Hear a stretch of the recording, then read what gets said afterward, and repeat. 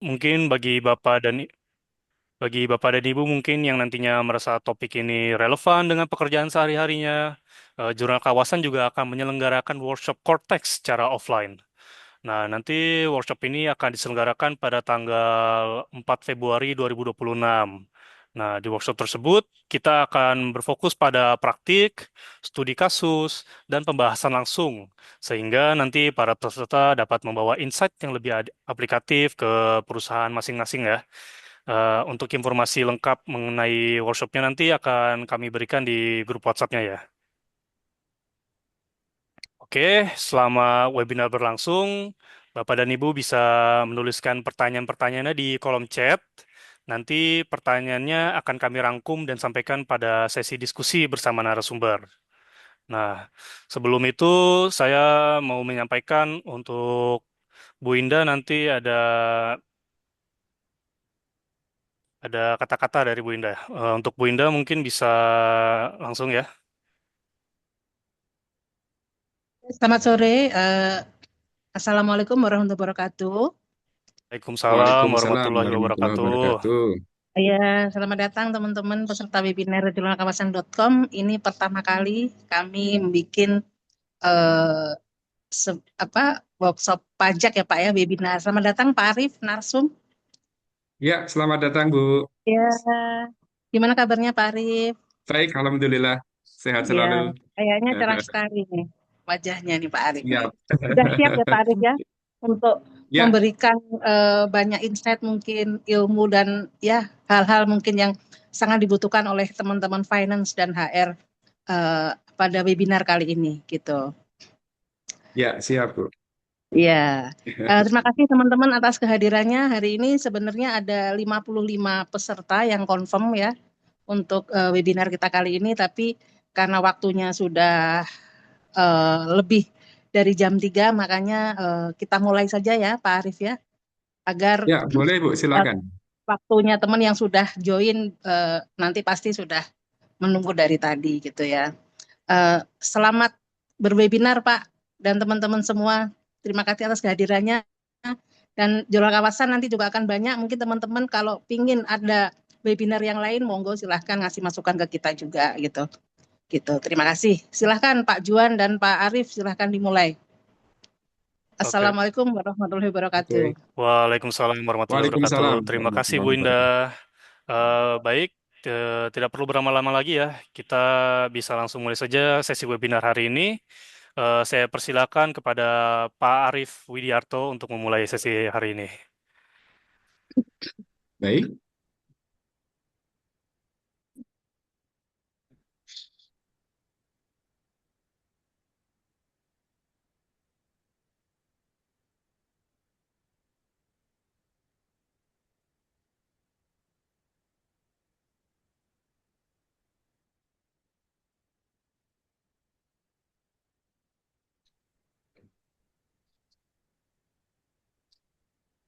baik Bapak Ibu semuanya ya. Terima kasih atas kesempatan yang diberikan. Assalamualaikum warahmatullahi wabarakatuh. Waalaikumsalam warahmatullahi wabarakatuh. Ya, selamat siang ya. Selamat siang menjelang sore untuk seluruh peserta ya pada kesempatan hari ini. Sekitar 28 peserta ya, cukup banyak yang insya Allah kita untuk 1 jam ke depan akan melihat ya overview terkait dengan Cortex. Bagi Bapak Ibu semuanya yang ada di posisi accounting ya, yang ada di posisi pajak, yang ada di posisi HRD, ini mungkin menjadi salah satu tema yang sangat menarik karena memang langsung terkait ya dengan aktivitas pekerjaan dari Bapak Ibu semua. Ini peserta hari ini mayoritas dari accounting atau HRD, Mas Dodi? Peserta lebih banyak kok di ini Pak, di finance accounting. Di finance ya, oke Iya, baik ya, kayaknya di 60 finance. 40 Tentu Pak. Iya. ya, tentu sangat terkait ya Bapak Ibu semuanya. Mungkin sebagian juga sudah mempraktekannya, maka nanti di sini kita saling sharing dan lain sebagainya ya. Baik, saya akan sajikan materi yang ringkas ya terkait dengan Cortex itu sendiri.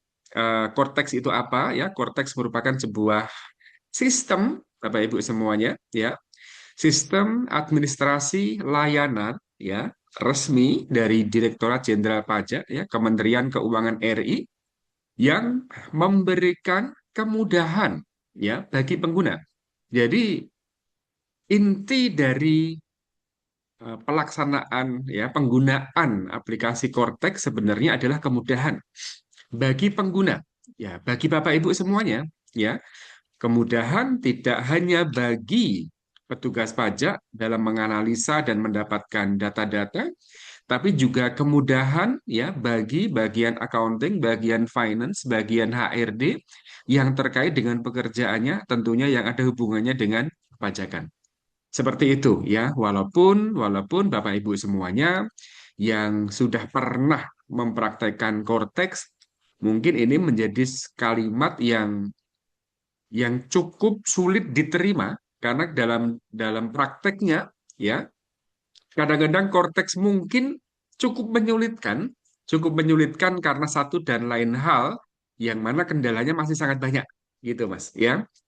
Nah, tapi tujuan utamanya yakinlah bahwa tujuan utamanya sebenarnya untuk memberikan kemudahan bagi para pengguna, ya bagi Bapak Ibu semuanya, ya.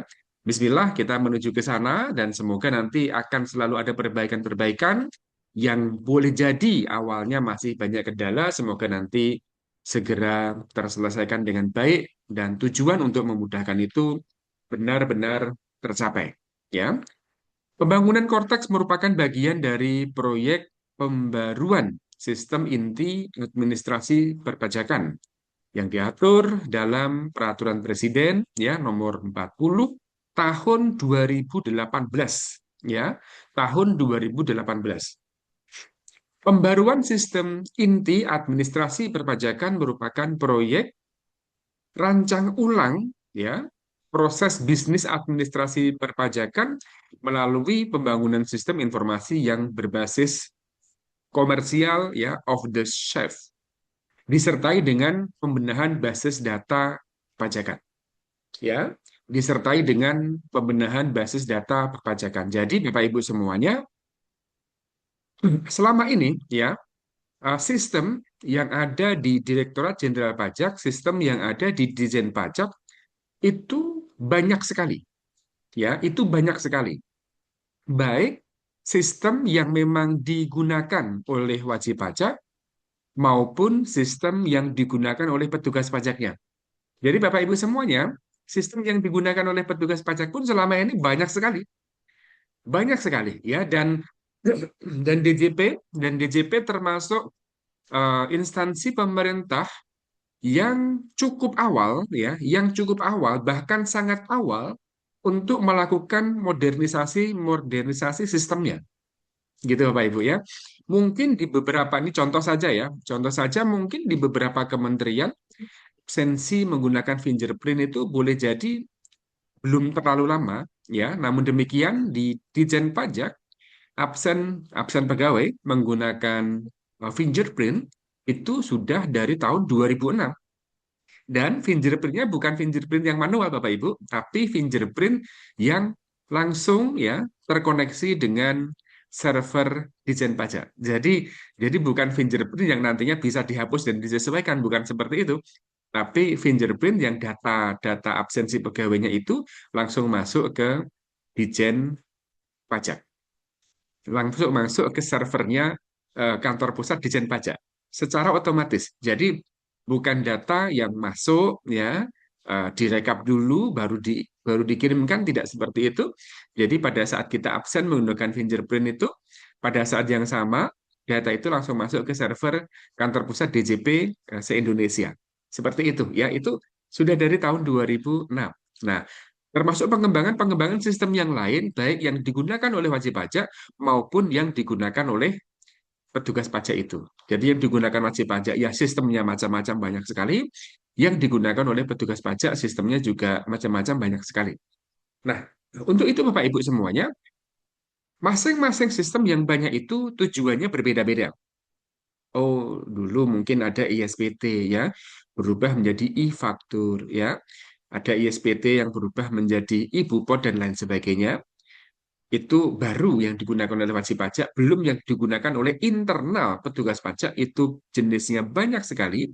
Nah, untuk itu maka muncul sebuah ide besar, yaitu supaya sistem-sistem yang banyak itu terintegrasi menjadi satu, ya, terintegrasi menjadi satu sebuah sistem yang hebat, yang tidak hanya memudahkan petugas pajak, tapi juga tentunya memudahkan bagi wajib pajak.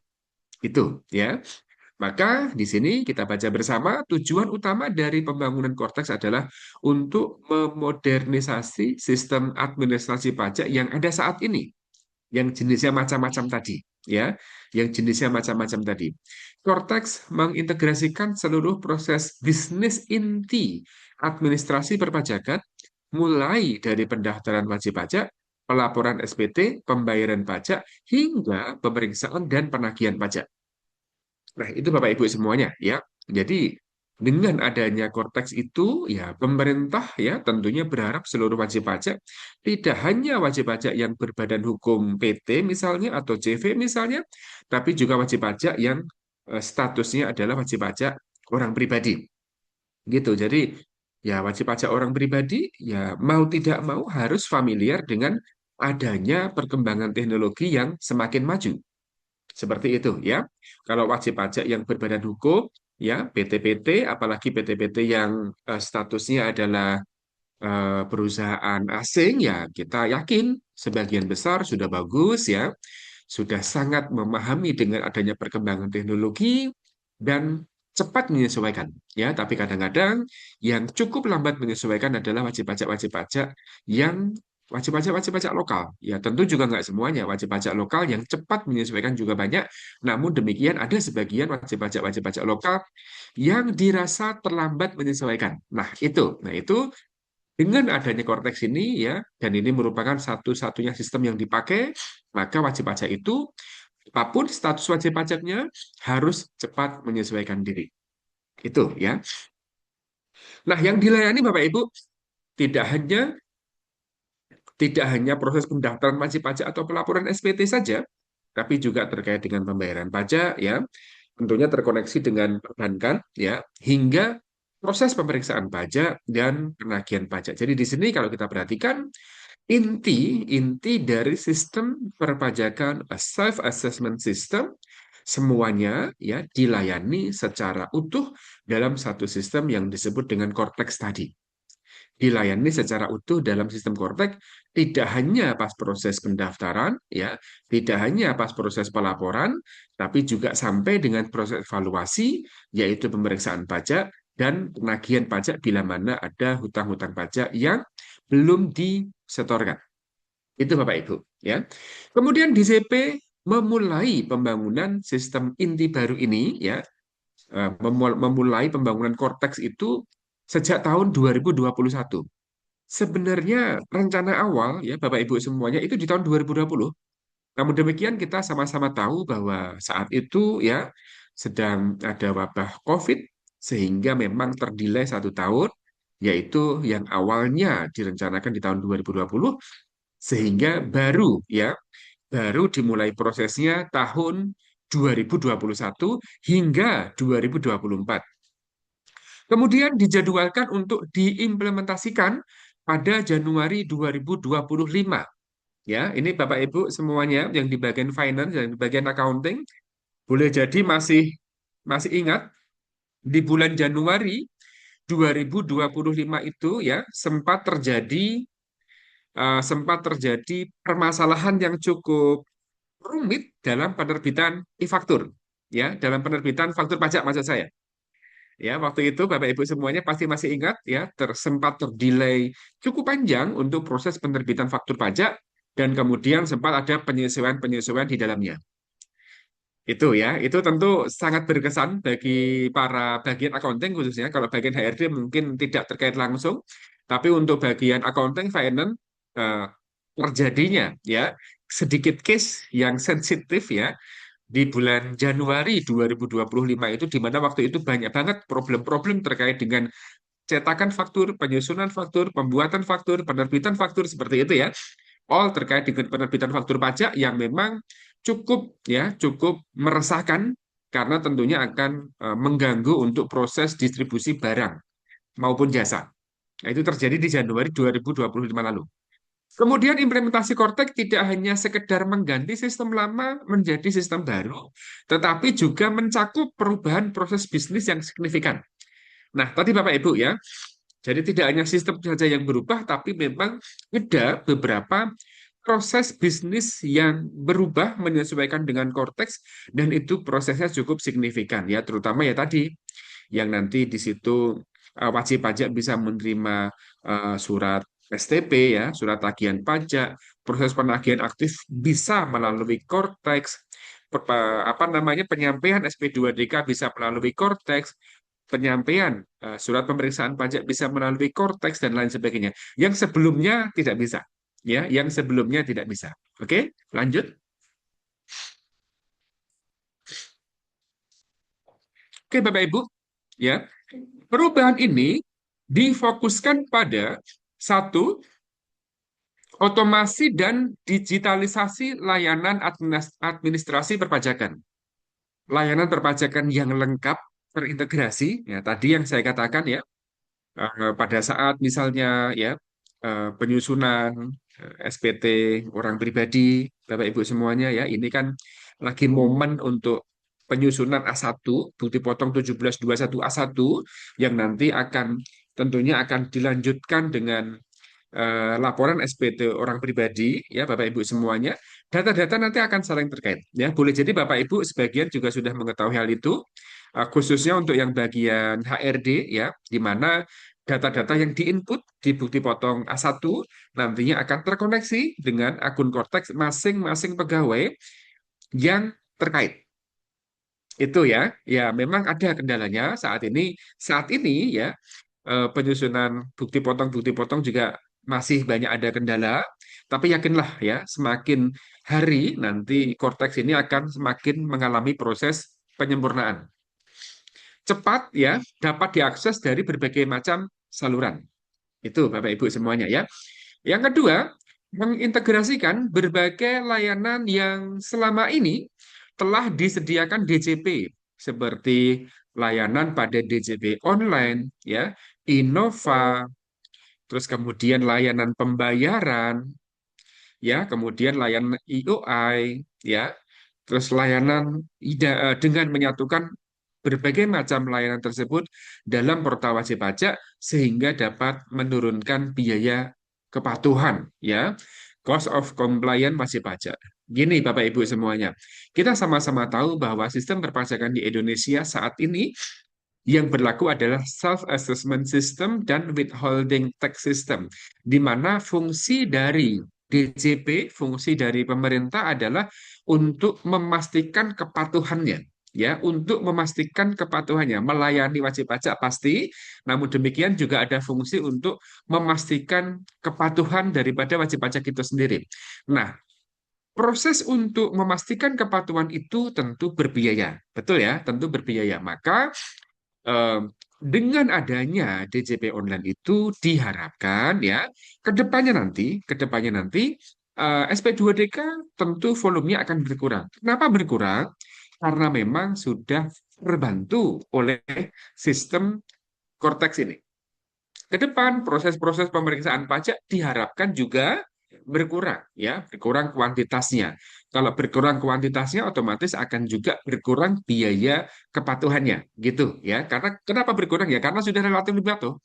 Karena sudah relatif lebih patuh. Kenapa lebih patuh? Karena terbantu oleh sistem Cortex itu. Itu ya. Terus kemudian diharapkan ke depan lagi nantinya pemeriksaan bukti permulaan juga akan turun. Ke depan nanti diharapkan proses penyidikan pajak juga akan turun kuantitasnya. Karena kenapa? Karena sudah terbantu oleh sistem yang mengkondisikan wajib pajak untuk patuh. Sehingga biaya kepatuhannya, cost of compliance-nya berkurang dengan sendirinya. Itu Bapak Ibu. Ya. Yang ketiga, transparansi akun wajib pajak yang memungkinkan wajib pajak dapat melihat seluruh transaksi. Nah, ini penting sekali ya. Transparansi akun wajib pajak yang memungkinkan wajib pajak dapat melihat seluruh transaksi sehingga mempermudah wajib pajak melakukan pemenuhan hak dan perpajakan dan kewajiban perpajakannya. Nah, ini penting Bapak Ibu ya. Kalau ini ya terutama untuk bagian accounting dan bagian finance, dengan adanya transparansi akun wajib pajak ya, maka ada kemudahan di sana ya, ada kemudahan di sana di mana wajib pajak bisa melihat seluruh transaksi dengan lebih baik lagi, dengan lebih utuh lagi, sehingga wajib pajak jadi lebih mudah untuk proses pemenuhan hak dan kewajiban perpajakan. Contohnya begini ya, saat ini bagian HRD misalnya sedang menyusun bukti potong A1. Kemudian sebut saja SPT masa Desember 2025 itu sedang dalam proses penyusunan A1, gitu ya. Sebut saja kondisinya seperti itu. Misalnya satu perusahaan ya ada 1.000 pegawai, ada 2.000 pegawai, mungkin bisa sampai di atas 5.000 pegawai dan lain sebagainya. Nah, Bapak Ibu semuanya, pada saat bagian accounting atau yang terkait dengan itu sedang menyusun SPT masa PPh 21 masa pajak Desember dan bukti potongnya, sebut saja bukti potongnya belum selesai untuk 5.000 pegawai tadi, namun tentu sebagian sudah selesai, ya, jadi sedang on proses begitu. Maka karyawan yang A1-nya sudah selesai dikerjakan, walaupun SPT 21-nya belum lapor ya, SPT 21 masa Desember 2025 belum lapor, tapi sebagian A1 sudah selesai, sebagian lainnya belum selesai. Loh, yang sudah selesai itu wajib pajak terkait, berarti pegawai-pegawai yang terkait itu sudah bisa melihat isi A1-nya. Ya, pegawai-pegawai yang terkait itu sudah bisa melihat isi dari A1-nya. Nah, itu Bapak Ibu. Sehingga begini ya. Wah, ketika pegawai tersebut sudah bisa melihat A1-nya, oh ternyata ini loh hasilan saya yang secara utuh lengkap dari Januari sampai Desember 2025 di PT saya, begitu ya. Oh, gaji sekian, oh tunjangan ini sekian, oh tunjangan itu sekian. Oh, PTKP-nya sekian, oh pajak terutang saya sekian. Oh, saya kurang bayar masih ada nih sekian. Nah, itu. Nah, jadi bahkan sebelum dilaporkan pun ya, itu draftnya pegawai yang bersangkutan yang sudah selesai dikerjakan A1-nya itu sudah bisa melihat isinya. Tentu saja bila mana ada, oh ini kok saya kok ingin nanya nih, ini kenapa kok angkanya sekian? Ya itu bisa-bisa saja Bapak Ibu. Seperti itu ya. Ini salah satu contoh saja di mana ya dengan transparansi tadi ya dengan sistem yang terintegrasi itu bagi wajib pajak memang akan jauh lebih memudahkan.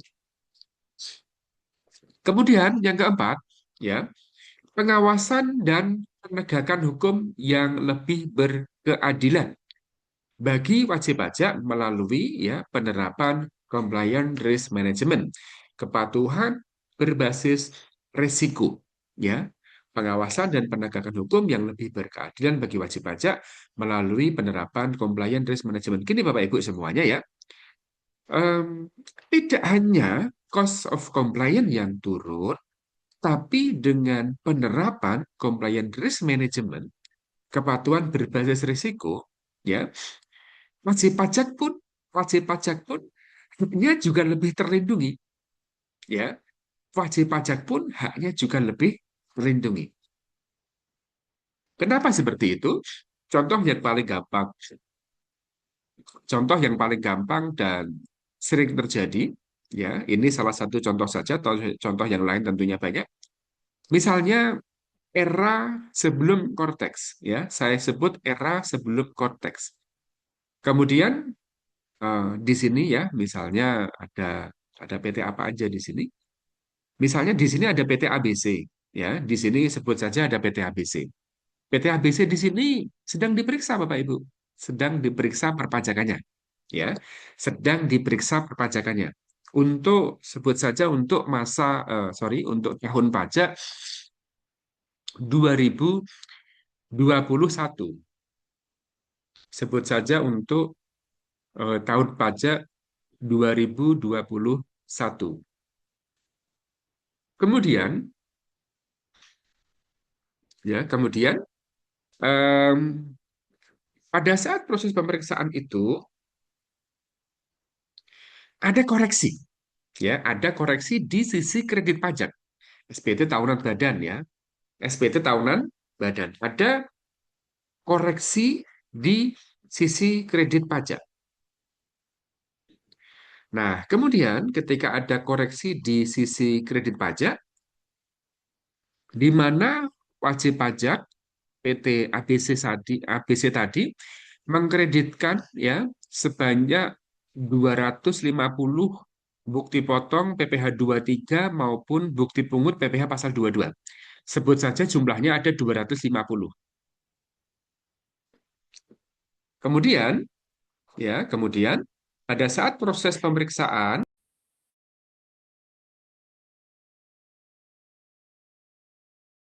sebut saja pada saat proses pemeriksaan ya, ternyata dari 250 bukti potong maupun bukti pungut tadi, ternyata Bapak Ibu, ternyata nggak semua ditemukan. Ya, ternyata tidak semuanya ditemukan. Ternyata yang ditemukan hanya 230 bukti potong dan bukti pungut. Ini saya terangkan pelan-pelan ya dengan asumsi agar lebih mudah dipahami. Dari 250 bukti potong bukti pungut itu ternyata yang ditemukan bukti fisiknya itu hanya 230 bukti potong bukti pungut. Sehingga kurang itu, kurang 20 bukti potong dan bukti pungut ya. Nah, mungkin PPh 23-nya kurang sekian, kemudian bukti pungut PPh 22-nya kurang sekian. Totalnya kurang 20.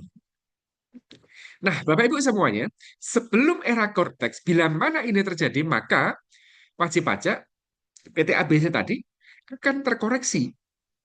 Akan terkoreksi kredit pajaknya sebanyak 20 bukti potong dan bukti pungut tadi.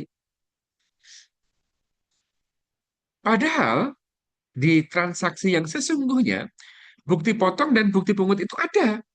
Ada transaksinya benar-benar terjadi. Mungkin karena ada perpindahan pegawai ya, sehingga dokumentasinya kurang bagus, kadang-kadang seperti itu. Yang kedua, boleh jadi pada saat terjadi transaksi ya bukti-bukti itu tidak diminta, tidak langsung diminta. Biasanya terjadi karena hal-hal yang sederhana seperti itu. Atau mungkin dulu sudah pernah diberikan ya, tetapi mungkin hilang dan lain sebagainya karena faktor-faktor yang sifatnya administrasi itu Bapak Ibu. Ya, sehingga menjadi resiko bagi PT ABC tadi di mana terkoreksi. Nah, pemeriksa pun tidak salah. Kenapa? Karena bukti fisiknya tidak ada. Hanya berupa angka-angka, tapi bukti fisiknya ini mana nih? Yang PPh 23 ini ada 10 juta mana? Nggak ada. Hilang misalnya. Ini bukti pungut PPh 22 berapa? 30 juta. Ternyata nggak ada. Otomatis karena koreksi. Itu Bapak Ibu semuanya ya. Nah, dengan menggunakan Cortex itu tidak mungkin terjadi. Karena apa? Karena Cortex sudah membantu tidak hanya ke wajib pajaknya, tapi juga ke petugas pajaknya, di mana secara otomatis bukti potong dan bukti pungut itu terintegrasi dan pasti ada. Dan pasti ada. Itu Bapak Ibu semuanya ya. Contoh yang lain.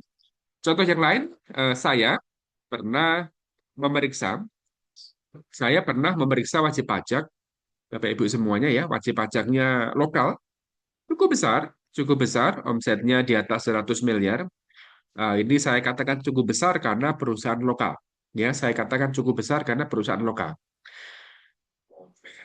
Aktivitas sehari-hari dari PT XZZ ini, ya, saya sebut namanya PT XZZ, itu cukup banyak Bapak Ibu, cukup banyak ya, tetapi tidak didukung dengan SDM yang baik untuk di bagian accounting dan pajaknya.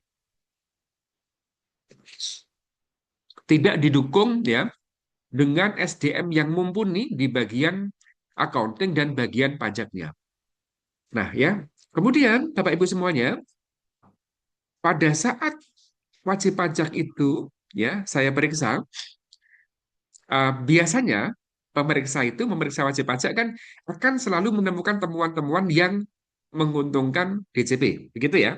Akan mendapatkan temuan-temuan yang menguntungkan DJP. Nah, ini kebalikannya Bapak Ibu. Ini yang saya periksa waktu itu PPN ya. Yang saya periksa waktu itu PPN. Ini kebalikannya. Ya, ini kebalikannya. Karena apa? Karena eh, DJP itu kan punya data. DJP kan punya data. Oh, pajak keluarannya berapa? pajak keluarannya sebut saja 400 faktur misalnya.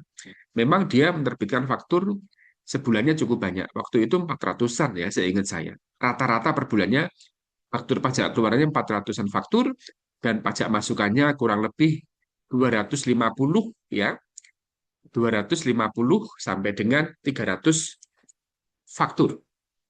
Kurang lebih seperti itu. Nah, Bapak Ibu semuanya, karena karena SDM yang kurang mumpuni, karena SDM yang kurang mumpuni, maka banyak sekali faktur-faktur pajak masukan yang tidak dikreditkan. Ini sebelum Cortex ya.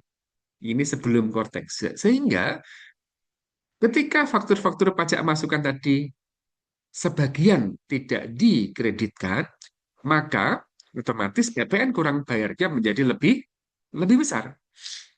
Itu ya, sehingga PPN kurang bayarnya untuk perusahaan lokal ini ya Bapak Ibu semuanya, untuk perusahaan lokal ini terkadang di 400 jutaan, kadang di 300 jutaan, kadang di 500 jutaan untuk perusahaan lokal ya, untuk perusahaan lokal.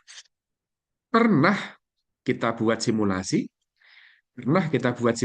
ternyata pada saat seluruh faktur pajak masukannya itu dikreditkan,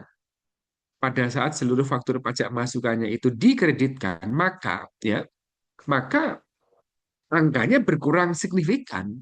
Yang tadinya ya 300-an, 400-an, bahkan kadang-kadang pernah sampai 500 jutaan gitu kan.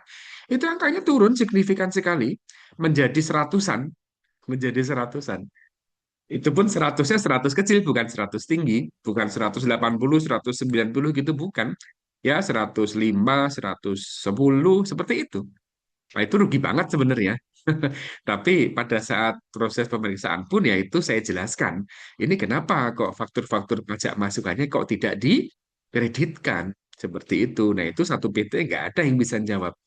Bukan karena nggak bisa jawab ya Bapak Ibu semuanya, karena tidak paham sebenarnya. Itu. Nah, ini bila mana CRM diimplementasikan, maka tidak hanya memudahkan ya bagi petugas pajak, tapi juga ikut menjamin hak-hak dari wajib pajak itu sendiri. Nah, ini jadi sangat menguntungkan bagi wajib pajak. Tentu tidak semua wajib pajak ya, karena wajib pajak juga sudah banyak yang SDM-nya bagus, tapi bagi wajib pajak yang SDM-nya belum merata, maka tentu dengan adanya sistem ini akan sangat memudahkan ya. Adapun kalau saat ini Cortex masih apa Bapak Ibu cocoknya dibilangnya ya, masih agak menggemaskan. Kalau saat ini ya, Cortex masih agak menggemaskan, saya bilang begitu. Ya bersabar dulu lah, sabar dulu. Tentu Bapak Menteri kita juga sedang bekerja keras ya untuk memperbaiki aplikasinya, memperbaiki sistemnya sesuai dengan tujuan awal tadi, yaitu untuk memudahkan. Itu Bapak Ibu. Yuk, next Mbak.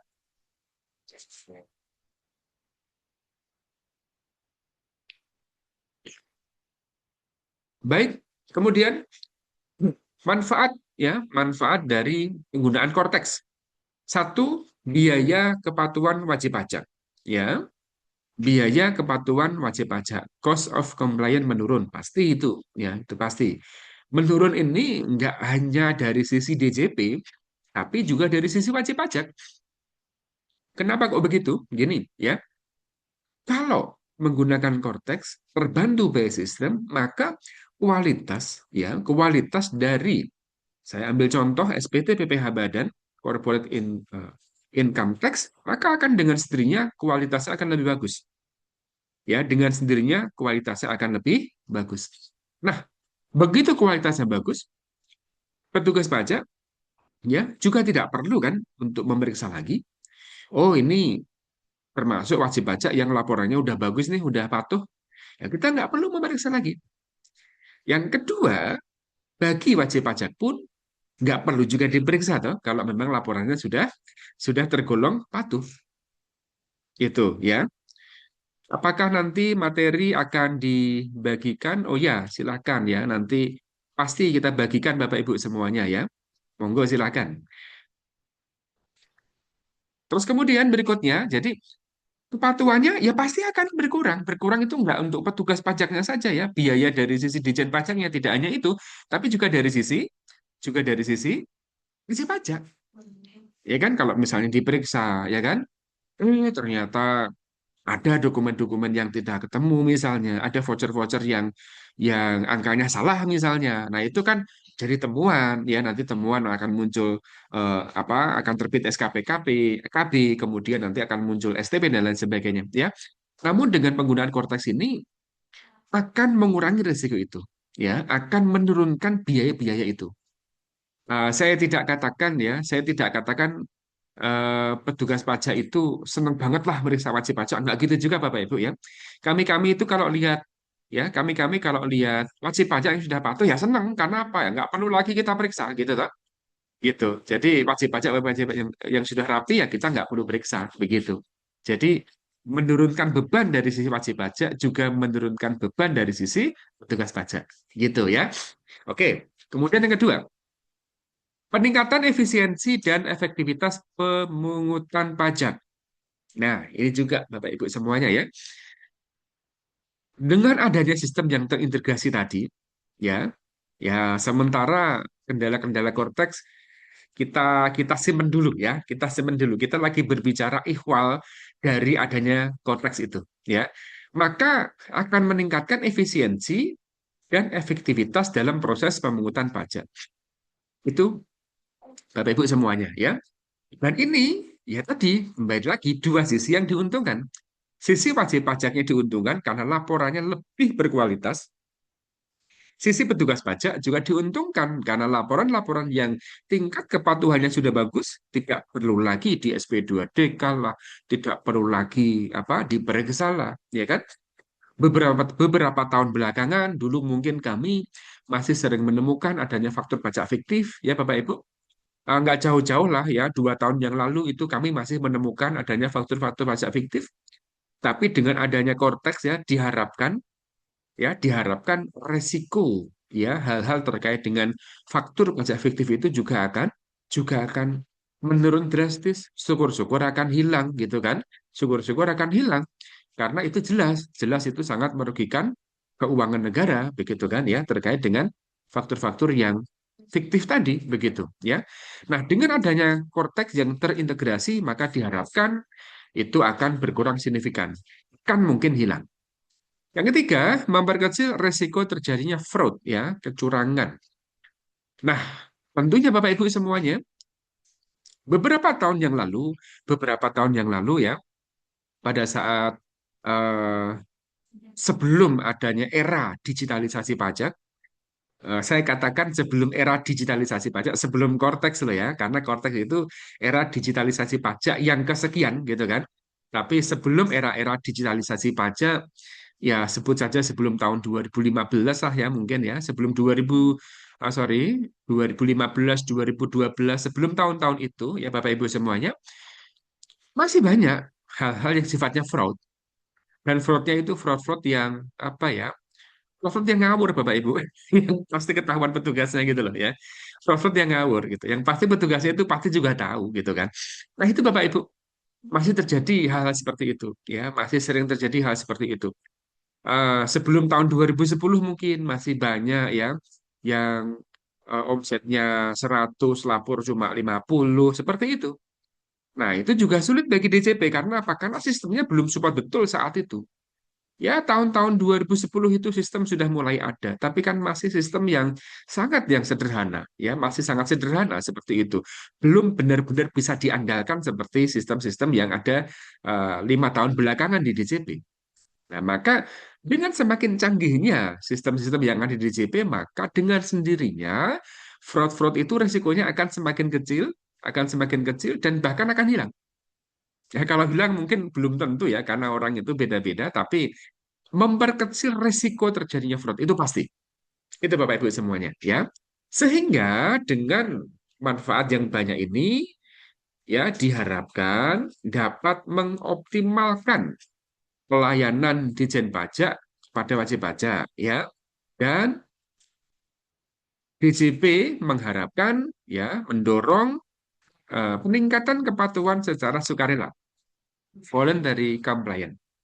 Ya kalau sistem udah canggih Bapak Ibu, mau ngapain gitu kan?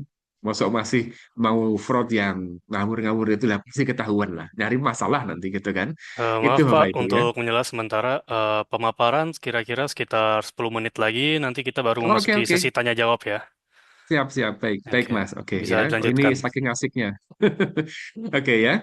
Sehingga akan terjadinya peningkatan kepatuhan sukarela ya. Kalau sudah segala sesuatunya sudah bagus, maka ya wajib pajak akan patuh dengan sendirinya.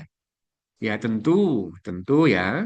Tidak hanya wajib pajak nih, tidak hanya wajib pajak, tapi tentu ya kami sebagai petugas pun juga berharap uang masuk ke kas negaranya itu kepatuhannya bagus, kepatuhan sukarela, dan tentu kita semua yang ada di sini juga berharap ketika uang itu keluar dari kas negara, ya, saya ulangi, kita semua berharap ketika uang itu masuk ke kas negara, ya, wajib pajak dan petugas pajak tentu berharap kepatuhannya bagus, kepatuhan sukarela itu kan paling bagus, ya kan?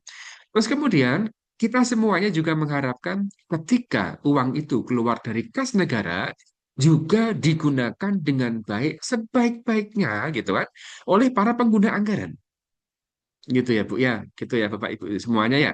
Jadi masuknya ya baik, keluarnya tuh, jangan dirusak lah gitu. Kita berharap keluarnya juga bagus ya, juga bagus digunakan benar-benar untuk kemakmuran rakyat sehingga ihwal dari tujuan pajak itu sendiri terpenuhi.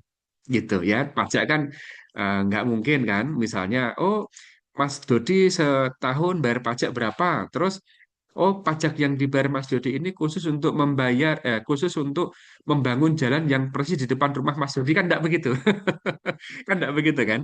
Enggak begitu gitu. Jadi pajak itu masuk kas negara digunakan untuk macam-macam dan tidak ada manfaat yang langsung ya, langsung kalau saya bayar pajak berarti sekitar rumah saya itu jalannya harus bagus semua kan enggak bisa seperti itu. Nah, maka kita semuanya berharap kalau misalnya uang keluar itu semuanya sesuai dengan tujuannya, sesuai dengan peruntukannya, maka dengan sendirinya semuanya juga akan bagus. Kita semuanya berharap seperti itu. Kalau itu tercapai, Bapak Ibu, kalau itu tercapai, kita yakin kepatuhan wajib pajak dengan sendirinya akan semakin bagus. Karena apa ya? Karena manfaatnya mereka rasakan. Gitu ya. Oke. Nah, nanti kita ngobrolnya terlalu panjang karena terlalu asik. Kita lanjut lagi, Mbak.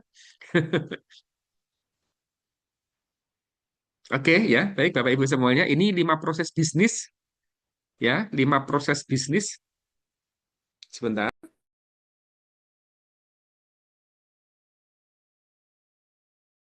Ya, ini adalah 5 proses bisnis ya, wajib pajak ya. Satu adalah proses registrasi ya, proses registrasi.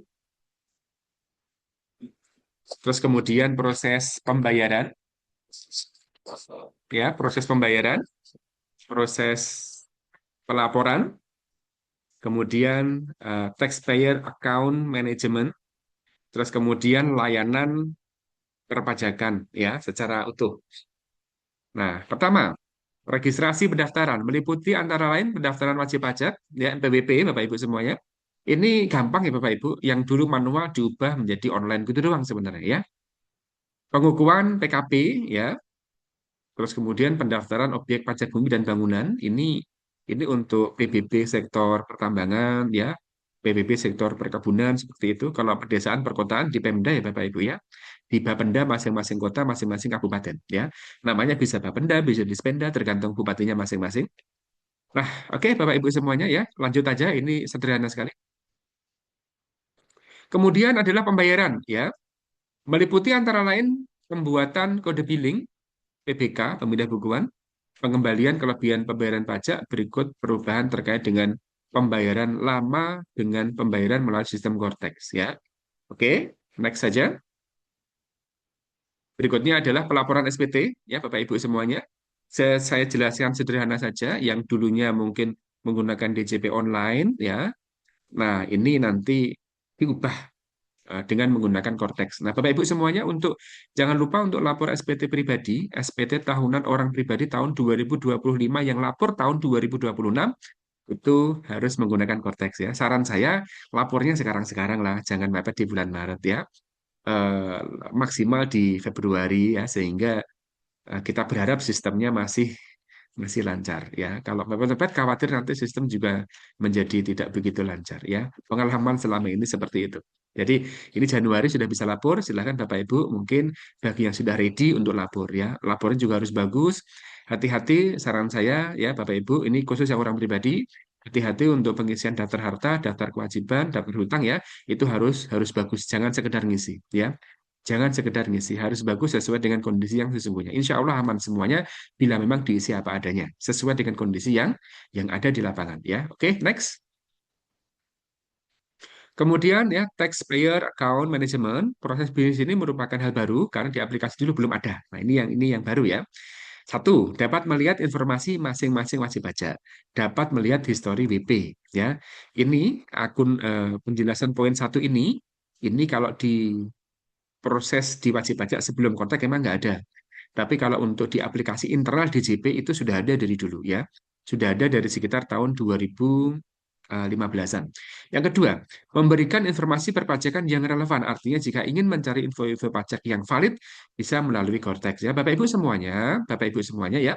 Jika mencari info-info pajak Pak, itu di Instagram banyak, Pak, di TikTok banyak. Boleh, boleh, boleh saja, tidak ada yang dilarang. Tapi jangan jadikan sebagai sandaran utama, ya. Sandaran utama usahakan yang resmi, melalui DJP. Ya, Bapak Ibu semuanya, sekalian saya sampaikan, kalau Bapak Ibu semuanya dapat telepon dari si A, dari si B yang mengatasnamakan pegawai Dijen Pajak, ya, yang mengatasnamakan saya dari kantor ini, saya dari kantor itu via telepon, terus kemudian seakan-akan memiliki data yang komplit terkait data Bapak Ibu semuanya, ya, gini, ya, hati-hati. Hati-hati, kejadian seperti itu sudah sering terjadi. Hati-hati, ya, kita garis bawahi hati-hati. Petugas pajak yang menghubungi wajib pajak itu akan selalu jelas administrasi identitasnya. Oh, saya dari KPP Cikarang, Pak. Cikarang mana? Oh, saya Cikarang Utara. Nama saya ini, saya Waskon ini jelas. Ya, karena apa? Karena banyak kasus. Saya katakan banyak karena saya sering menerima apa wajib pajak yang mengadu ke saya. Hati-hati ya, itu tujuannya adalah untuk kejahatan. Tujuannya adalah untuk kejahatan, ya. Karena tidak sedikit yang memberikan data-datanya, kemudian dirugikan secara finansial. Dirugikan secara finansial. Saya tidak tahu caranya bagaimana, tapi ada beberapa wajib pajak yang cerita kepada saya, itu uang di rekeningnya, kan sekarang banyak yang menggunakan ini ya Bapak Ibu semuanya ya, e-banking ya, itu uang di rekeningnya itu habis Mas Dodi. Itu enggak satu dua kasus, lumayan cukup banyak ya.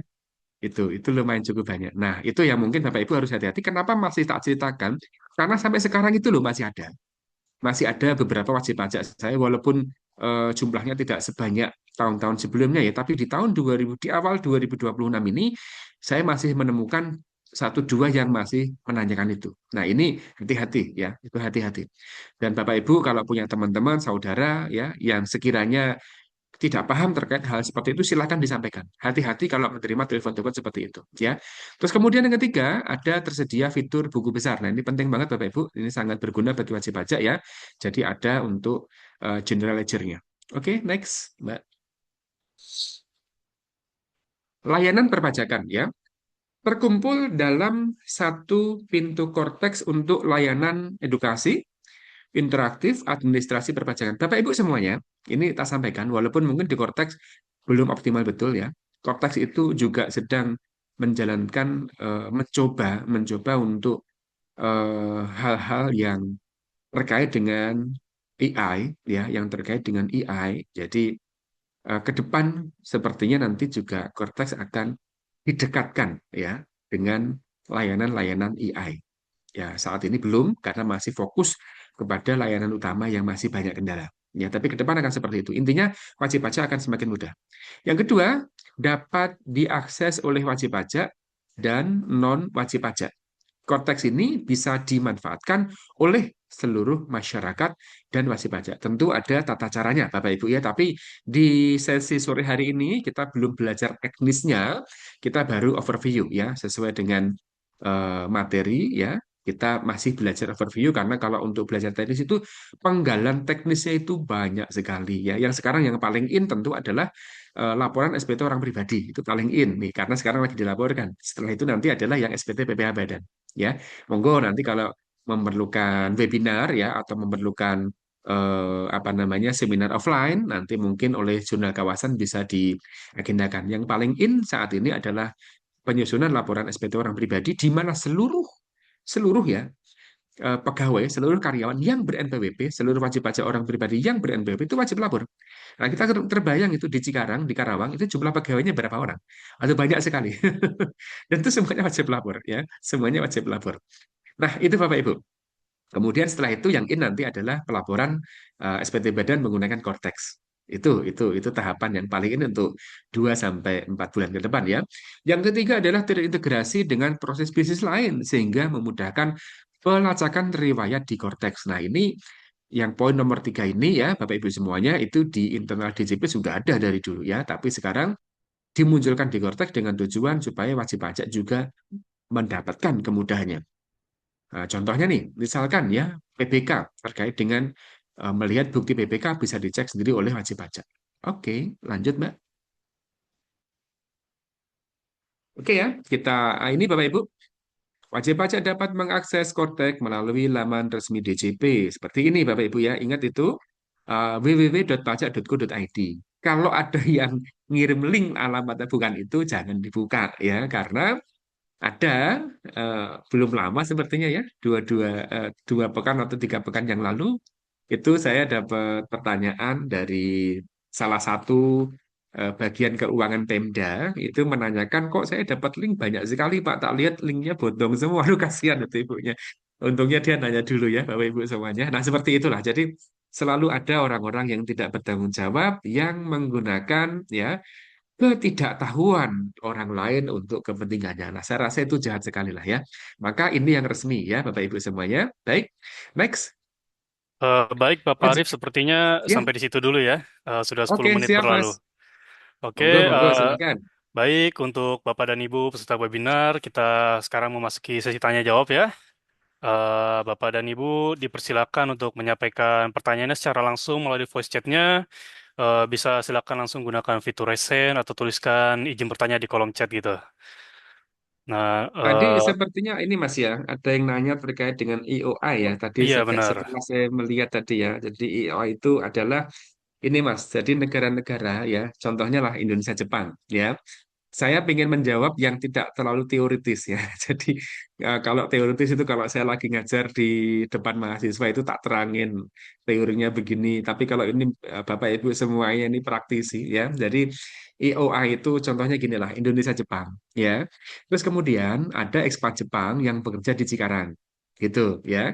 Nah, ekspat Jepang yang kerja di Cikarang itu sebut saja di PT XYZ Cikarang. Nah, gitu ya, itu perusahaan Jepang.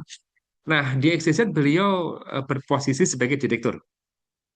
Nah, ketika berposisi direktur, maka statusnya adalah subjek pajak orang pribadi, ya, subjek pajak orang pribadi dalam negeri, SPOPDN dalam kurung adalah warga negara asing. Gitu Mas ya. Nah, ketika sebut saja Mr. Kawasaki, misalnya namanya begitu ya, sebut saja namanya adalah Mr. Kawasaki. Ketika Mr. Kawasaki itu ber-NPWP di Indonesia, lapor pajak di Indonesia, maka kita lihat di Jepang itu Mr. Kawasaki punya penghasilan di sana enggak? Gitu Mas. Mungkin agak janggal karena lu kan kerja di Indonesia Pak, kan jadi direktur PT XYZ di Cikarang. Tapi masuk di Jepang dapat penghasilan, nah itu ya. Jadi ada kalanya begitu. Bisa kita katakan sebagian ya direktur-direktur Jepang yang kerja di Indonesia itu di negara asalnya itu dia masih punya penghasilan, Mas. Nah, itu maka itulah fungsi dari EOI tadi. Bila mana wajib pajak tidak memasukkan penghasilan yang dari Jepang, hanya penghasilan dari Indonesia saja, maka petugas pajak akan bisa melihat, oh ternyata misalnya punya penghasilan nih, nanti kita kirimi SP2DK sebagai bentuk kontrol dan evaluasi. Nah, EOI kira-kira seperti itu. Jadi intinya adalah pertukaran data-data keuangan di antara negara-negara yang sudah ada kerjasama. Tentu nggak semuanya. Itu ya, Mas, monggo silakan. Oke, baik. Mungkin ada lagi yang ingin bertanya, bisa langsung saja melalui voice chat. Mungkin pertanyaan ada yang panjang ya. Boleh sebutkan nama dan asal perusahaannya dari mana.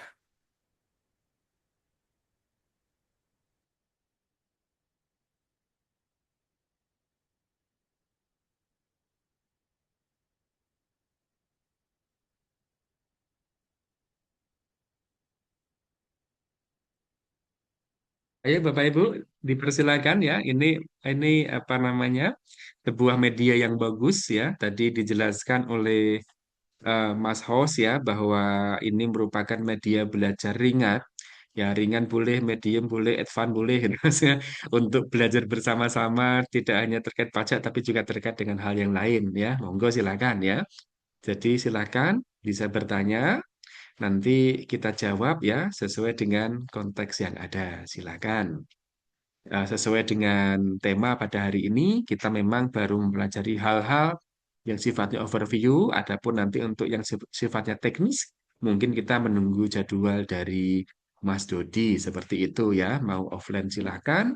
Kalau offline mungkin keuntungan offline itu tentunya akan lebih detail ya, karena offline itu ada ruhnya. Menurut saya ada ruhnya, karena saya kebetulan sudah ngajar, ya ini sambil-sambil cerita ya Mas, karena belum ada yang nanya.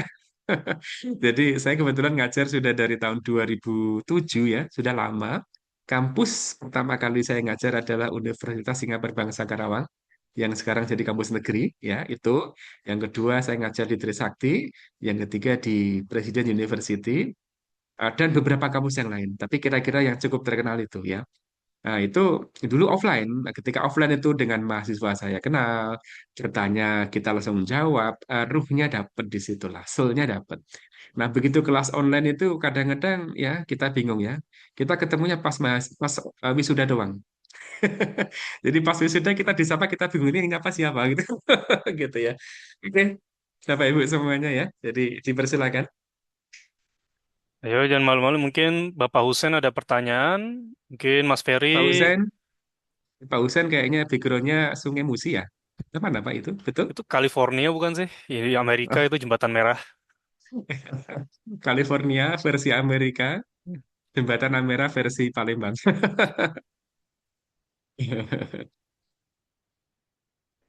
Atau Mas Dodi mau nanya? Monggo.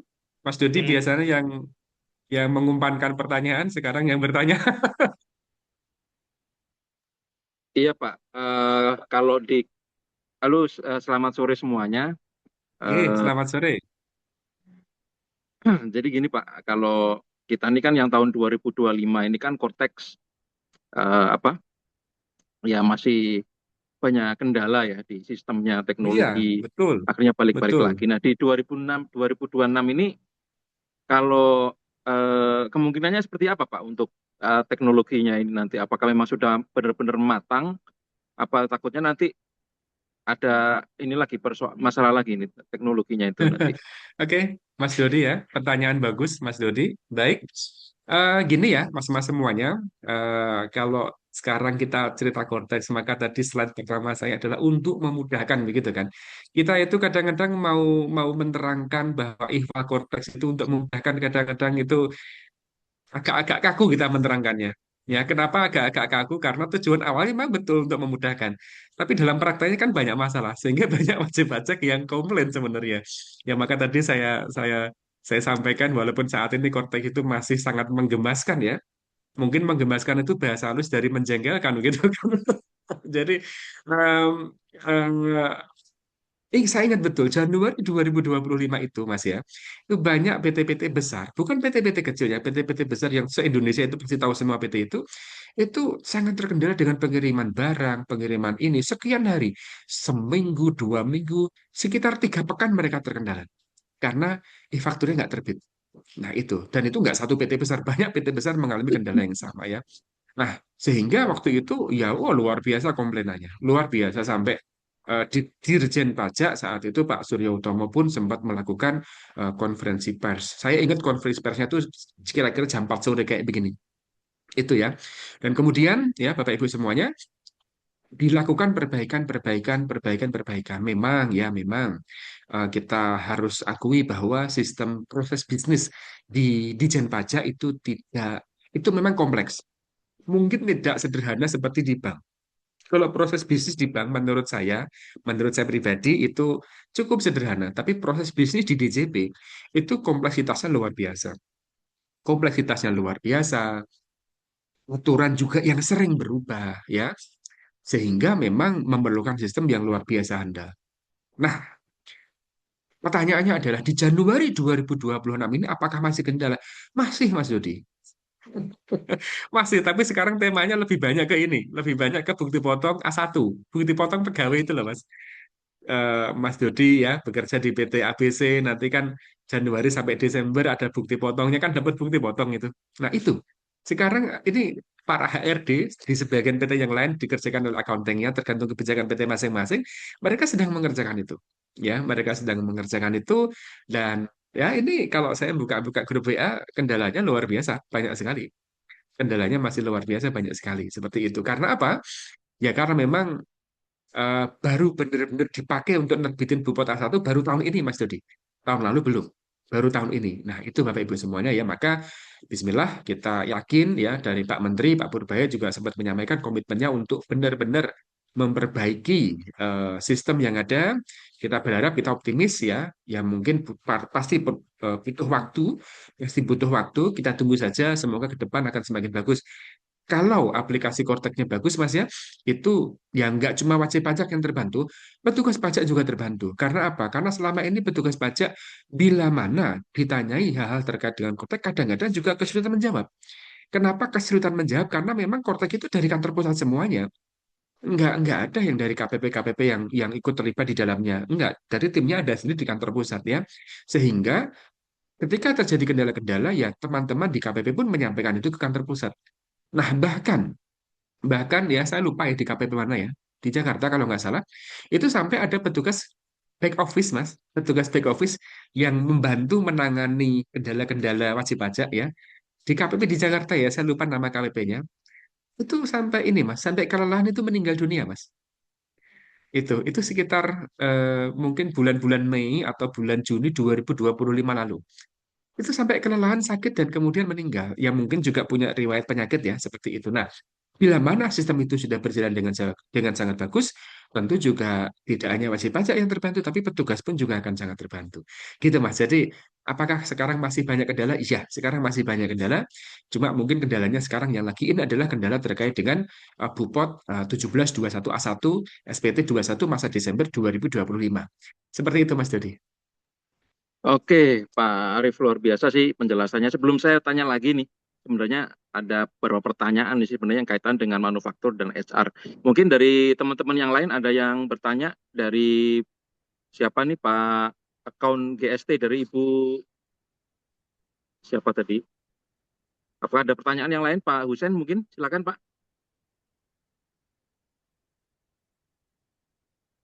Masih di mute Pak.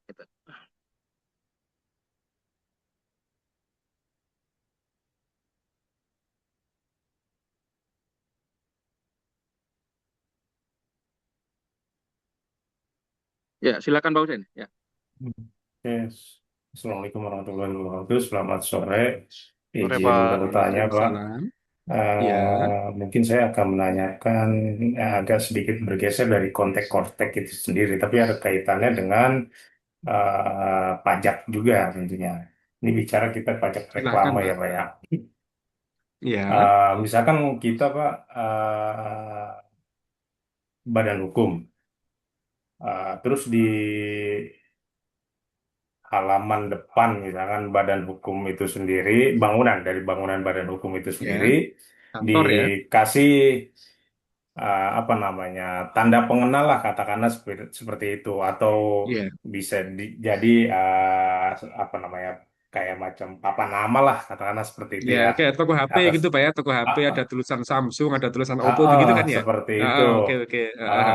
Apakah itu bagian dari objek pajak, Pak? Padahal kan sepemahaman saya yang berkaitan dengan objek pajak reklame, misalkan kan seperti itu, Pak ya. Ya, Itu kan yang sifatnya komersil. Tapi kalau kita badan hukum tersebut untuk sekedar apa namanya memberikan alamat sajalah katakanlah ya alamat dan nama papan nama iya. tersebut apakah itu bagian dari objek pajak juga Pak itu aja Pak mungkin Pak Oke, baik. mohon maaf agak berbelit-belit pertanyaannya karena memang nggak dikonsep juga oke Pak terima Husen kasih itu alamat Assalamualaikum kantornya warahmatullahi di wabarakatuh mana, Pak? saya alamat kantornya di ini Pak di Cikarang Utara Pak Oh, di Cikarang Utara ya. Baik, Mm-mm. berarti di Kabupaten Bekasi ya, Pak ya. Ya, Kabupaten Bekasi. Baik, baik. Oke, baik Pak Usen ya. Terima kasih, pertanyaannya bagus. Nah, pajak reklame ya, Bapak Ibu semuanya. Jadi, secara umum, kewajiban perpajakan itu terbagi di dua hal. Satu adalah pajak-pajak pusat, ya, satu pajak-pajak pusat, kemudian satunya adalah pajak-pajak daerah. Pajak pusat, Pak, apa saja? Pajak pusat itu ada PPh, PPN, ya, secara umum itu. Nanti PPh ada PPh Badan, PPh 21, PPh 22, ya, PPh 23, PPh pasal 4 ayat 2, PPh 25, PPh 26, PPh 29, ya, dan beberapa PPh yang lain lagi. Dengan karakteristiknya yang berbeda-beda. Terus kemudian Pak, kalau pajak daerah apa? Pajak daerah misalnya ya, pajak kendaraan bermotor, gitu kan? Terus kemudian ada pajak reklame. Nah, pajak reklame itu termasuk pajak daerah ya. Terus kemudian apa lagi? Pajak penerangan jalan ya. Terus apa lagi? Pajak hiburan. Nah, pajak hiburan ini di Cikarang sepertinya cukup banyak ya, Pak ya. Gitu kan. Nah, itu adalah beberapa jenis-jenis pajak daerah, termasuk PBB ya, pajak bumi dan bangunan, PBB sektor pedesaan, PBB sektor perkotaan ya. Nah, di Kabupaten Bekasi ini agak unik ya, walaupun Kabupaten Bekasi ini bisa dikatakan seluruh wilayah kotanya sebagian sebagian ya itu sudah kota lah ya, tetapi status administrasinya masih desa gitu sehingga tadi ya PBB sektor pedesaan, PBB sektor perkotaan itu merupakan objek dari pajak daerah, termasuk tadi pajak reklame. Nah, berikutnya adalah Pak, kalau pajak reklame ya, jadi misalnya toko HP, kebetulan saya ada wajib pajak Pak, toko HP, jadi saya sering lihat itu, maka tadi pikiran saya langsung ke toko HP tadi. Atau misalnya ya kita boleh nyebut nama di sini ya untuk kemudahan saja. Mungkin sekarang banyak kita lihat ada Era Blue gitu-gitu kan, itu kan lagi banyak ini sepertinya di beberapa tempat ya. Atau misalnya ada Alfamart ya, itu billboardnya, Indomaret, billboardnya seperti itu. Apakah itu bagian dari pajak reklame? Seperti itu ya pertanyaannya. Terus misalnya tadi ada billboard Oppo, billboard Samsung, billboard iPhone misalnya, dan lain sebagainya. Apakah itu termasuk dalam kategori pajak reklame? Jawaban saya iya. Itu termasuk dalam kategori pajak reklame. Namun demikian, pajak reklame itu ada aturan detailnya Bapak Ibu semuanya, ya. Kalau secara umum konsepnya itu adalah pajak reklame. Termasuk tadi lah ya, merek Indomaret misalnya. Itu kan tertulis hanya Indomaret saja, atau tertulis hanya Alfamart saja. Nah, atau tertulis hanya Era Blue saja begitu. Di situ mungkin tidak tidak memuat iklan dari barang-barangnya, kan itu kan billboardnya juga nggak terlalu besar. Nah, beda dengan tadi yang toko HP, yang langsung iPhone gitu kan, gede gitu kan, terus nanti Samsung gede, Oppo gede, nah itu mungkin jelas itu produk. Itu jelas kena reklame. Nah, pertanyaan dari Pak Husen yang tadi saya sarikan adalah, kalau di situ saya hanya nulis nama PT saya, Pak, PT ABC, alamat misalnya Jalan XYZ ya, Cikarang Utara misalnya seperti itu. Apakah itu termasuk dalam kategori reklame? Ya, kalau merujuk pada aturan dasar reklame itu ya. Namun demikian, aturan detailnya itu masing-masing Pemda kota, masing-masing Pemda kabupaten itu terkadang berbeda. Ya, jadi aturan reklame di Kabupaten Bekasi dengan di Kabupaten Karawang setahu saya beda, Pak. Contoh nih, yang paling gampang kita bedakan ya. Di Kabupaten Bekasi mungkin kita hampir tidak pernah melihat reklame rokok, sepertinya, ya. Tapi di Kabupaten Karawang reklame rokok itu masih banyak. Nah, itu contoh kebijakan yang berbeda. Pak, apakah reklame rokok itu termasuk dalam kategori pajak reklame? Iya, termasuk. Walaupun mungkin reklame rokok itu kalau ngiklan nggak ngiklan rokoknya kadang-kadang gitu kan, mengiklankan tentang kegagalan laki-laki, tentang apa begitu kan, nggak langsung langsung menunjukkan rokoknya kan nggak seperti itu. Mungkin beda dengan reklame rokok tahun-tahun dulu yang memang merujuk ke rokoknya. Kalau sekarang saya lihat itu dia cuma nulis mengupload gambar rokoknya, tetapi yang dia tonjolkan itu bukan di rokoknya begitu. Tapi masyarakat yang melihat ya tahu itu reklame rokok seperti itu kan. Nah, contohnya itu Karawang dengan Bekasi setahu saya sudah berbeda. Namun demikian untuk detail yang di Bekasi itu yang masuk kategori reklame itu seperti apa? Itu nanti yang lebih berkompeten, lebih berhak untuk menjawab adalah teman-teman di Badan Pendapatan Daerah Kabupaten Bekasi ya. Di situ saya punya banyak teman-teman karena pada saat proses perpindahan ya Pak Husen dari kantor pajak ke Bapenda, waktu itu namanya masih Dispenda, terkait dengan BPHTB, Mas Dodi. Jadi waktu itu BPHTB itu ada di KPP, kemudian dipindahkan ke Bapenda, Dispenda, kemudian PBB dulu all adanya di KPP, kemudian sebagian ya untuk penyempurnaan sistem keuangan pusat daerah itu PBB sektor pedesaan, sektor perkotaan dipindahkan ke Dispenda ya, Bapenda sekarang namanya. Maka saya banyak teman-teman di Bapenda karena kita dulu pernah bersama-sama. Kebetulan saya masuk tim untuk proses perpindahan itu ya. Waktu itu saya di KPP Cikarang Selatan. Waktu saya di KPP Cikarang Selatan itu saya ikut membidani perpindahan pengelolaan BPHTB, PBB dari KPP Cikarang Selatan ke Dispenda Kabupaten Bekasi. Nah, maka teman-teman saya di sana banyak. Nah, untuk melihat detail, oh yang masuk kategori reklame di Kabupaten Bekasi itu yang bagaimana, itu nanti teman-teman dari Bapenda Kabupaten Bekasi yang lebih berkompeten untuk menjawabnya. Tapi secara umum, di hal yang pernah saya pahami, yang disampaikan oleh Pak Husen tadi itu termasuk dalam kategori reklame. Seperti itu. Oke, baik. Ya, ini saya penjelaskan cukup rinci dengan tujuan supaya lebih mudah dipahami. Baik, monggo, Mas yang lain, Mbak-mbak yang lain, dipersilakan.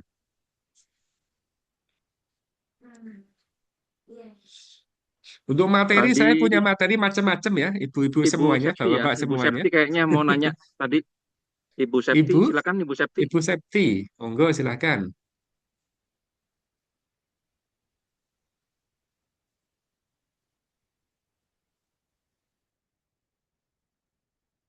Kayaknya orangnya lagi offline, Pak. Jadi pertanyaannya di kolom chat ada ini, Pak. Seputar teknisi Kortek, apakah bisa? Kita coba bisa. Cuman beliaunya kayaknya belum Oh iya, itu ini ya, mau belum tanya konfirm. seputar teknis Kortek, apakah bisa ya? Tentu bisa, mbak-mbak semuanya, ibu-ibu semuanya. Nah itu ya, bapak semuanya. Kebetulan saya juga punya grup ya, saya punya grup WA yang isinya tentang diskusi Cortex, Bapak Ibu semuanya. Di situ ya kadang-kadang yang jawab saya, kadang-kadang yang jawab staf saya, kadang-kadang ya pasti pajak saling diskusi sendiri seperti itu. Kayak karena Kita memang Cortex ini, ada grup, Pak. Nanti Pak Arif saya masukin ya setelah monggo. Zoom meeting. Ya, Oke, biar bisa silakan Mas langsung Dodi, nanya. silakan. Ya. Jadi nanti kalau ada kan kadang-kadang kalau pertanyaan teknis Cortex itu perlu mengupload gambar ya Mas ya. Ini kendalanya Iya, apa gitu betul, kan. betul, Nah, gitu. betul, Jadi kalau betul. nggak mengupload gambar nanti membayangkannya agak repot. Silakan nanti bisa kita bantu jelaskan. Oke, ada pertanyaan yang lain? Mungkin ada yang nanya? Halo, Silakan. Kalau tidak ada, mungkin bisa kita. halo Pak.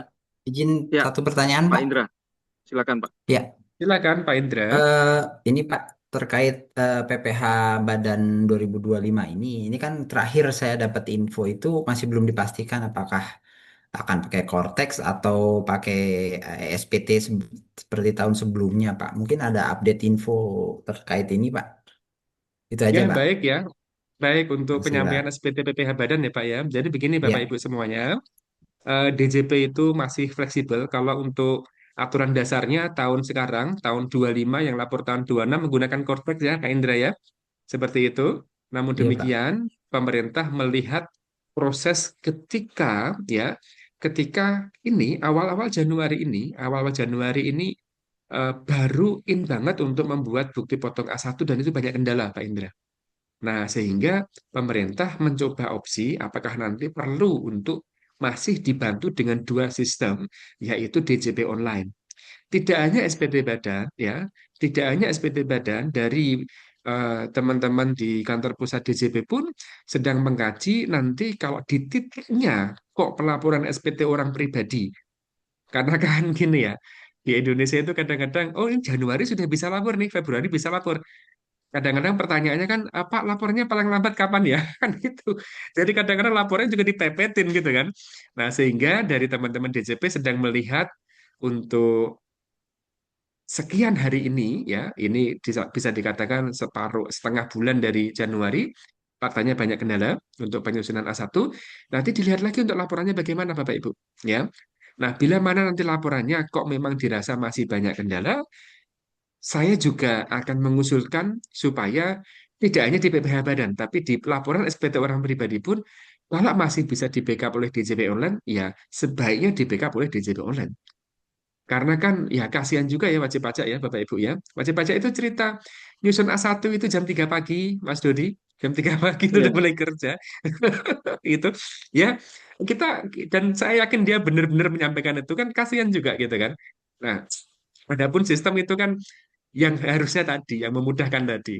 Nah, kalau jam 3 itu sudah mulai dengan tujuan apa sistemnya lagi bagus kan rasa-rasanya kan nggak pas banget lah gitu ya. Sehingga saya juga berharap nanti tidak hanya SPTB dan Pak Indra, tapi saya juga berharap untuk SPT orang pribadi, semoga nanti kalau memang DJA Cortex-nya belum benar-benar bisa diandalkan, ya pelaporan SPT pribadi pun saat ini ya mau tidak mau harus bisa di-backup dengan DJP online. Jangan sampai nanti Dirjen Pajak ya kan rapat dengar pendapat RDP dengan DPR ini kenapa kok yang lapor pajak sedikit gitu kan?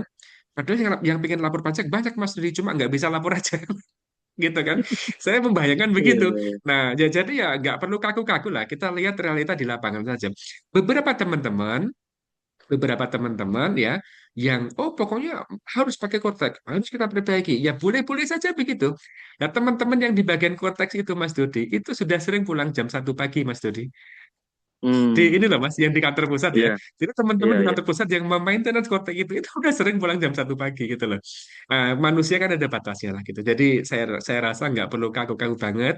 Dilihat mana yang lebih maslahat untuk banyak orang. Jangan sampai nanti rapat dengar pendapat Pak Dirjen dicecar DPR karena yang lapor pajak sedikit, sedangkan yang mau lapor banyak. Tapi nggak bisa kan, lucu aja gitu kan. Gitu. Oke ya Pak Indra, begitu Pak Indra ya. Nanti Ya, semoga endingnya alhamdulillah. semua bagus lah. Ya. Oke, monggo silakan ada Oke, lagi. siap. Oke, ada lagi yang ditanyakan? Kalau tidak ada, akan kita tutup dulu ya. Waktunya sudah pas jam 16.30 ini. Saya sebelum ke host nih, mungkin saya sedikit informasikan untuk yang tadi Pak Arief sempat menyampaikan tentang training offline ya, workshop. Jadi rencananya akan kita agendakan itu di tanggal 4 Februari 2026. Jadi hari Rabu, Pak. Bapak Ibu ya, Oke, silakan bagi monggo Mas. yang ingin mendalami atau mungkin bedah kasus ya, nanti lebih banyak praktek bedah kasus. Jadi nanti kita udah beberapa kali bikin workshop ini di tahun lalu, udah dari 2022 ya Pak Arief ya, kita Yes. dengan berbagai topik itu mulai dari Natura ya, kemudian yang dulu-dulu itu kita bikin workshop seperti itu. Nah, nanti di tanggal 4 itu nanti kita akan banyak bedah kasus ya.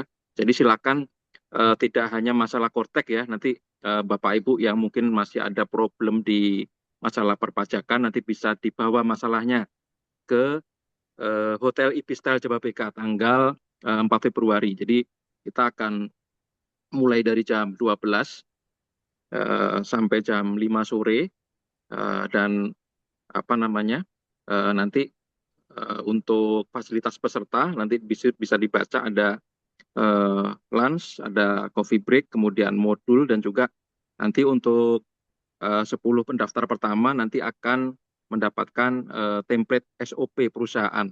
Jadi SOP semua departemen ya termasuk departemen finance, HRD, kemudian IT dan lain sebagainya. Jadi untuk 10 pendaftar pertama. Jadi nanti insya Allah informasi ini akan kita share di grup ya. Siapa yang mungkin nanti berminat. Untuk investasinya itu 750.000 ya per orangnya. Cuma nanti kalau misalkan dalam satu perusahaan ada 2 orang, ada diskon. Jadi 1.350.000 ya. Dan ada nomor handphonenya di situ untuk admin dari Jurnal Kawasan Learning Corner. Ya, mungkin eh, itu yang bisa saya tambahkan. Nanti bisa di Japri atau ini untuk misalkan untuk apa pertanyaan-pertanyaan teknis dan nanti Pak Arief akan kita masukkan di grup yang sudah kita bikin. Akan kita Oke, bikin terbuka ya Pak, karena selama ini kita masih monggo bikin Mas. tertutup biar tidak banyak pertanyaan nanti saya takutnya salah gitu. Ya, oke. Monggo silakan silakan. Itu ya Pak Cuan informasi dari tim Jurnal Kawasan. Saya ucapkan terima kasih pada Pak Arief dan juga teman-teman yang lain atas waktunya pada sore hari ini. Mudah-mudahan bermanfaat dan bisa menyelesaikan persoalan di perusahaan kita masing-masing. Assalamualaikum warahmatullahi wabarakatuh. Saya kembalikan ke host Mas Juan. Waalaikumsalam warahmatullahi wabarakatuh. Waalaikumsalam warahmatullahi wabarakatuh. Terima kasih Pak Dodi. Baik, Bapak dan Ibu peserta webinar, tidak terasa ya kita sudah berada di penghujung acara. Kami pengen mengucapkan terima kasih yang sebesar-besarnya kepada Bapak Arief Widiarto atas waktu, atas penjelasan dan insight yang telah dibagikan terkait pengantar Cortex ini ya. Nah, Ya, sama-sama Mas. ya, semoga materi yang disampaikan dapat memberikan gambaran awal serta membantu Bapak dan Ibu dalam mempersiapkan diri menghadapi sistem perpajakan yang baru. Terima kasih juga kepada seluruh Bapak dan Ibu peserta yang telah mengikuti webinar ini dari awal hingga akhir, serta aktif berpartisipasi melalui sesi tanya jawab tadi. Dan sebagai informasi, seperti yang tadi Pak Dodi sampaikan, bagi Bapak dan Ibu yang ingin pendalaman lebih lanjut secara praktis dan berbasis studi kasus, kami mengundang Bapak dan Ibu untuk mengikuti workshop Cortex Offline yang akan diselenggarakan pada 4 Februari 2026. Dan detail informasinya dan pendaftaran akan dibagikan melalui grup chat WA nanti ya. Dan tadi yang tadi bertanya materi dan presentasi dan rekaman webinar ini juga akan kami kirimkan kepada peserta sesuai ketentuan yang berlaku. Akhir kata, saya Juan Samawa sebagai host mengucapkan terima kasih atas perhatian Bapak dan Ibu. Sampai jumpa di kegiatan Jurnal Kelausan Learning Corner berikutnya. Selamat sore dan salam produktif. Ya, selamat sore Mas. Terima kasih semuanya, Mas Dodi, Mas Yuan, dan Terima teman-teman kasih. semuanya. Assalamualaikum. Waalaikumsalam. Terima kasih.